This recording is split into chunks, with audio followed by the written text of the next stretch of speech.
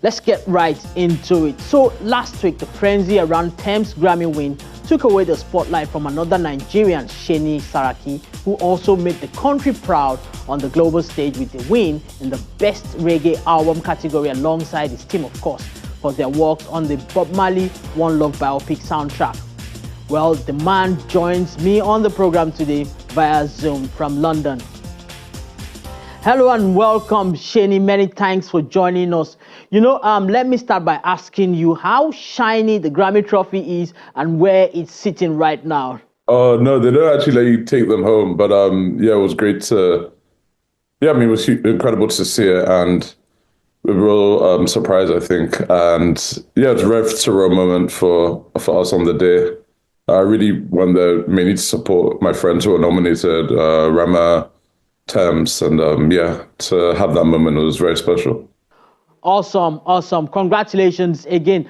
Now, I know that Native, your company, is an international brand, but hey, you're Nigerian and you're one of us. So what do you suppose this Grammy win does for the already booming creative sector of Nigeria and Africa as a whole? No, of course, we're a Nigerian company, all Nigerian founders.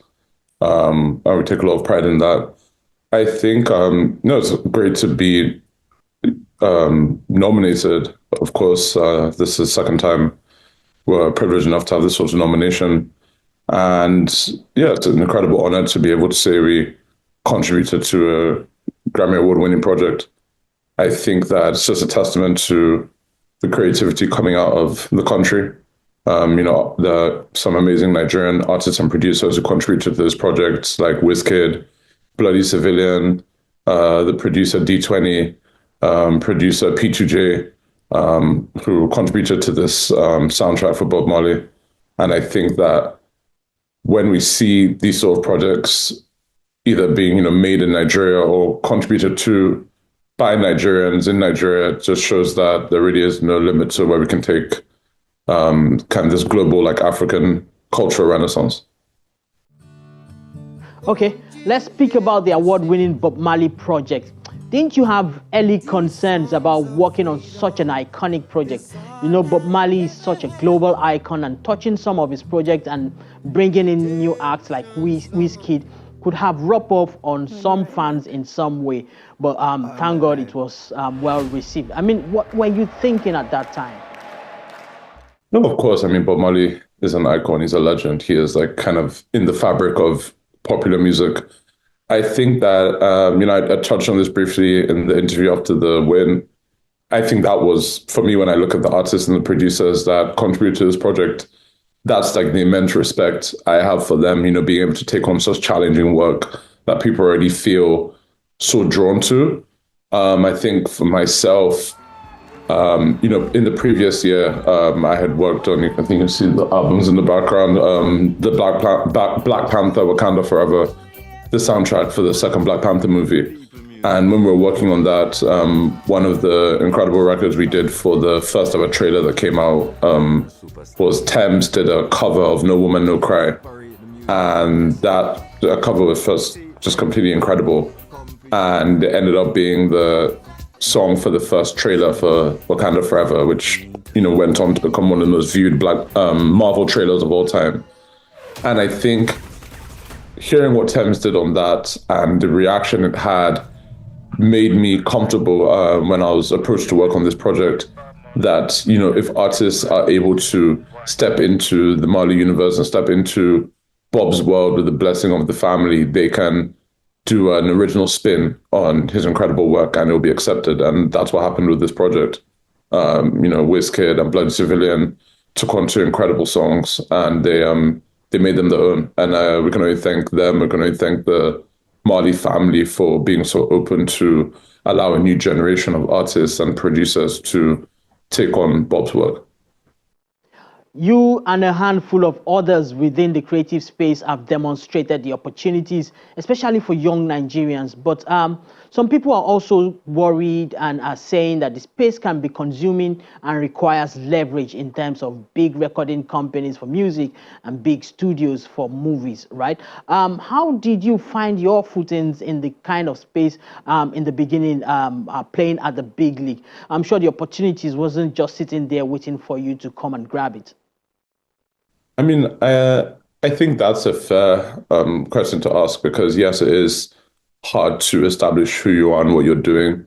I think with Native, we've always been very deliberate about storytelling, and that is storytelling across everything we do, whether it's starting a record label, whether it's starting a magazine, whether it's starting a concert series, whether it's helping artists. It's always about storytelling. Like, what story are we projecting out onto the world about what's going on back at home?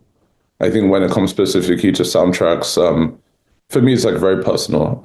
I think growing up in Lagos, very early on, like after school, me and my sister would go to Mega Plaza to go and buy CDs. And a lot of the times, this is before cinema, like before Silverbird, and we were allowed to go to Silverbird and Palms.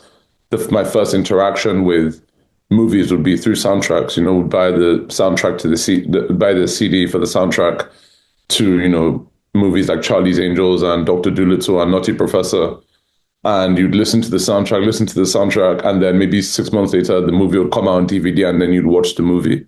So for me, getting into this business of making soundtracks is always something that has been very personal to me. And I think, again, at Native, I can only thank my team and being able to craft a lane in this business where we're able to continue to tell those stories, because that's really how we see it. And I think we were just able to do that by setting up smart structures around the different pillars of our business and having those relationships with artists and producers and engineers and creatives as a whole to be able to call on them to continue to amplify these stories. Well, finally, as an Arsenal fan, I must ask you this question before you leave. The collaboration between Natives and Arsenal for the Declan Rice announcement last year was a genius. Who reached out to who first? I mean, yeah, it's a tough time to be an Arsenal fan right now. But that was an incredible moment. For me personally, I'm a huge Arsenal fan, but for Native as well, we feel there's such a link between music and football in anything that we've done. We've previously, we've worked with Nike on the 2018 Nigerian football jersey, and even later on doing our own football jersey with them the following year. And for Declan Rice, first of all, Odumodu is just a musical genius. I think he's a bit misunderstood. He's one of the smartest guys I've really met. And I think when he made the song, he had this in his head of, this is before Declan Rice had gone to Arsenal, he had it in his head of, whenever he makes music, he knows how far it can go. And I think when it was clear Declan was moving to Arsenal, we were all just thinking, okay, how do we maximize the marketing potential of this song? And we had some friends in places who were culturally tapped in to understand that moment was needed. I think this was in an interesting summer where a lot of football clubs were tapping into the cultural zeitgeist. And luckily for us, we were in the right place at the right time. And when Arsenal reached out, they wanted Odumodu just to make an Arsenalized version of the song, take out a few swear words, make it a bit catered to Declan Rice and catered to children. And Odumodu was able to do that. And yeah, that's a real highlight for me. I think no matter what happens with the title and stuff like that, I can always look back on that and say that was a cool moment.